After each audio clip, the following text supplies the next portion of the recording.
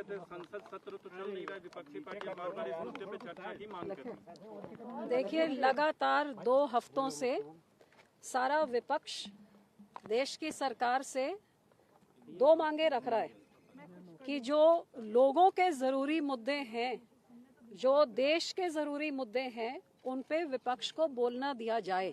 और लगातार रोज इन दोनों मुद्दों पे, किसानी के मुद्दे पे और जो जासूसी का मुद्दा है, इस पे रोज सारी विपक्षी पार्टियां अपना एडजॉर्नमेंट मोशन दे रही है।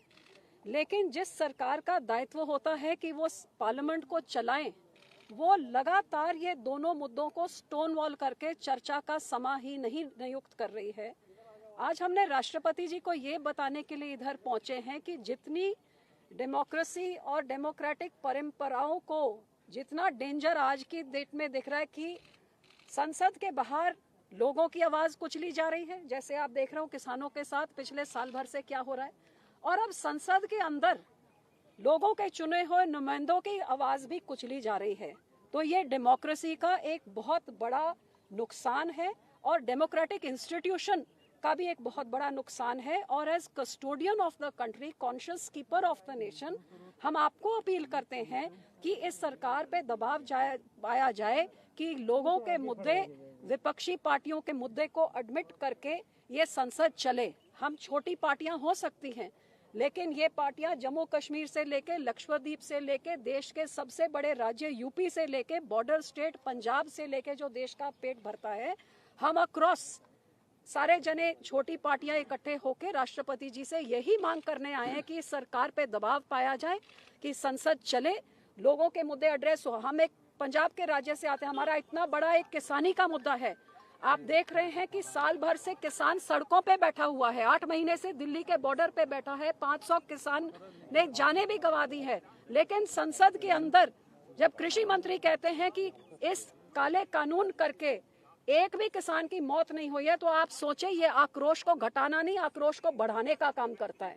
और जो ये सरकार कहती है एक आधे राज्य तक सीमित है, तो आज ये देश के कोने कोने से हम एमपीज अपने लोगों की बात लेके, ये देश भर के किसान का मुद्दा है। देश की नेशनल सिक्योरिटी का जो जासूसी का मुद्दा है, ये भी एक बहुत बड़ा अहम मुद्दा है। क्यों सरकार इन दोनों चीजों से भाग रही है?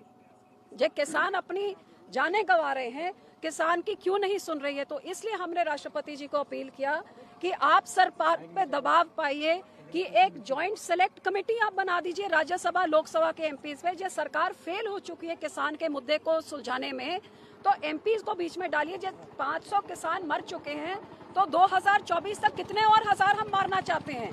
सरकार कितने हजार किसान मारना चाहती है? तो आप नहीं संभाल पा रहे मुद्दे को, एक सेलेक्ट कमेटी बनाइए और हमको बीच में डालिए ताकि हम इस मुद्दे को संभाले, ये काले कानून वापस किए जाए। दूसरी बात हमने ये मांग करी है कि कम से कम जो किसान जिनके परिवार मर गए हैं, वो आपको मिलके अपना दुखड़ा सुनाना चाहते हैं, क्योंकि सरकार कहती कोई मरा ही नहीं है इस आंदोलन करके। आप जरा उनसे मिलिए। हमने यहाँ तक, मैंने एक चिट्ठी स्पीकर साहब को ये भी लिखी है कि जब आपने सत्र शुरू होता है, आप श्रद्धांजलि सबको देते हैं, जो अभिनेता हैं, जो स्पोर्ट्स पर्सन है, इस पार्लियामेंट का हिस्सा नहीं है, आपने 50 लोगों को श्रद्धांजलि दी। तो जो 500 किसान शहीद हो गए हमारे अन्नदाता, उनका जिक्र करके जो 2 मिनट उनको भी श्रद्धांजलि दे देते, तो कम से कम उनके परिवारों को कुछ सुकून मिलता। लेकिन कोई भी मांग नहीं मानी जा रही है, ना चर्चा की मांग मानी जा रही है, ना श्रद्धांजलि की मांग मानी जा रही है। ये तो जितना ये सरकार ने जोर जबर डेमोक्रेसी के ऊपर किया है, ये तो शायद मैं अपनी जिंदगी में पहली बारी देख रही हूँ। मेरे से पहले सीनियर हैं। राष्ट्रपति के द्वारा कुछ आश्वासन मिला मैम आप लोगों को? जी, राष्ट्रपति जी ने हमें बहुत समय आराम से सारा कुछ सुना और उन्होंने कहा कि वो जरूर हमारे मुद्दों में देखेंगे। मैं उम्मीद करती हूँ कि ये सरकार को जरूर वो कहेंगे कि पार्लियामेंट चलाया जाए। जो लोगों के पैसे रोज बर्बाद हो रहे हैं, और ये पार्लियामेंट जो संविधान बाबा साहब अम्बेडकर ने बनाया था, ये डिस्कशन और डिबेट और विरोध को अपनी बात रखने के लिए बनाया था। बाबा साहब अम्बेडकर के संविधान का अपमान ना करें, विपक्ष को अपनी बात रखने दें। जो 2 गर्म मुद्दे हैं जो विपक्ष मांग रहा है, हम मांग रहे किसानों की बात होए, दूसरी बड़ी पार्टियां दूसरा मुद्दा, ये दोनों मुद्दे पर चर्चा से भागे नहीं, सरकार अपनी जिम्मेवारी पूरी करे। कांग्रेस के सांसद नजर नहीं आए मैम, कांग्रेस के सांसद आपके साथ नजर नहीं आए आज। क्योंकि लगातार वो लोग भी मुद्दा उठा रहे हैं, लेकिन आज आपके साथ नजर नहीं आ रहा। आज कोविड की वजह से देखिए रेस्ट्रिक्शंस हैं, 5 से ज़्यादा लोग मिल नहीं सकते। और मैं इस अवसर का ये मैं आपसे ये कहूँ कि जम्मू कश्मीर से अभी आए हैं राष्ट्रपति जी वहाँ का दौरा करके 5 दिन तक, तो इस अवसर का मैंने फायदा उठाते हैं, उनसे कहा कि जम्मू कश्मीर का स्टेटहुड फौरन ही आप रिस्टोर कीजिए और वहाँ की जो एस्पिरेशंस हैं, वहाँ की जो तमन्नाएं हैं, जो उनको एड्रेस कीजिए। वो बात भी हुई। हमने कहा कि हर गुजरते दिन के साथ एक फ्लैश पॉइंट बनता जा रहा है, उसकी तरफ तवज्जो दें, आप इंटरवीन करें ताकि स्टेटहुड जल्द से जल्द रेस्टोर हो जाए और उसके बाद बाकी एस्पिरेशंस भी एड्रेस। मैम जेपीसी ਜਿਹੜੀ ਤੁਸੀਂ ਡਿਮਾਂਡ ਕੀਤੀ ਹੈ ਉਸ ਨੂੰ ਲੈ ਕੇ ਕੋਈ ਹੁੰਗਾਰਾ ਦਿੱਤਾ ਗਿਆ ਰਾਸ਼ਟਰਪਤੀ ਵੱਲੋਂ? जैसे हमने कल 8 पार्टियों ने हमने स्पीकर साहब को मिलकर कहा कि स्पीकर साहब आप एक जॉइंट पार्लियामेंट्री कमेटी बना दीजिए जो किसानों से बात करके, जो ये कृषि मंत्री कह रहे हैं कि एक भी किसान की मौत नहीं हुई है कृषि आंदोलन में, तो मेरे अपने कॉन्स्टिट्यूंसी से 50-60 किसान तो शहीद हो गए हैं और ये कह रहे हैं कि कोई शहादत कोई मुद्दा ही नहीं है, तो आप जेपीसी बनाइए, सरकार की आंखें हम लोग खोले। इसी तरह हमने राष्ट्रपति जी को कहा कि आप एक जॉइंट सेलेक्ट कमेटी दोनों राज्यसभा लोकसभा के बना दिए, इस मुद्दे को सुलझाया जाए। कितने फ्लैश पॉइंट्स, पंजाब में किसानों का फ्लैश पॉइंट, जम्मू कश्मीर में दूसरा, नॉर्थ ईस्ट में दूसरा, हम कितने फ्लैश पॉइंट्स करेंगे? ये फ्लैश पॉइंट्स को खत्म किया जाए और इसकी शुरुआत होती है कि चर्चा के से आप ना भागिए।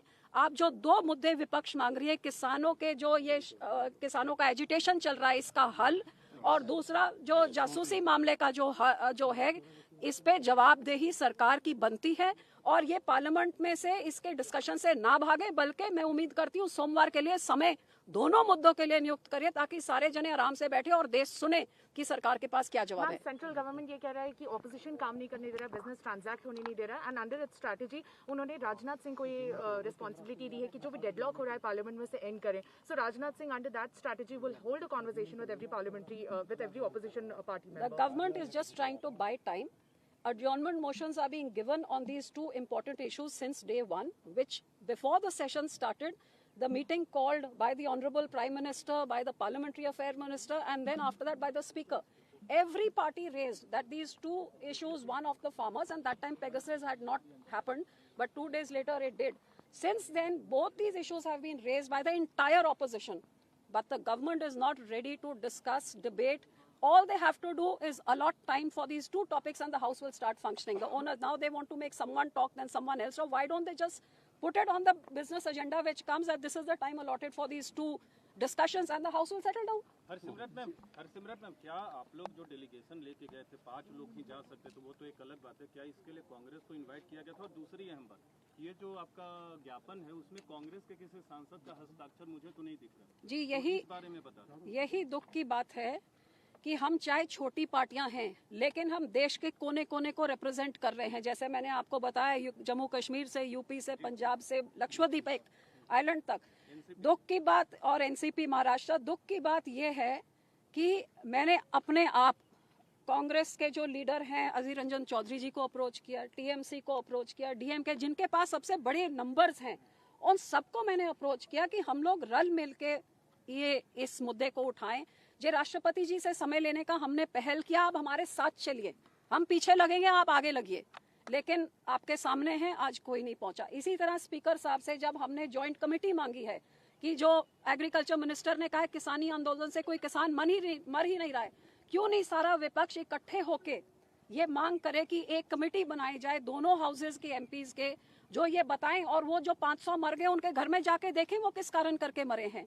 लेकिन इस पे भी हमारा साथ उन्होंने नहीं दिया।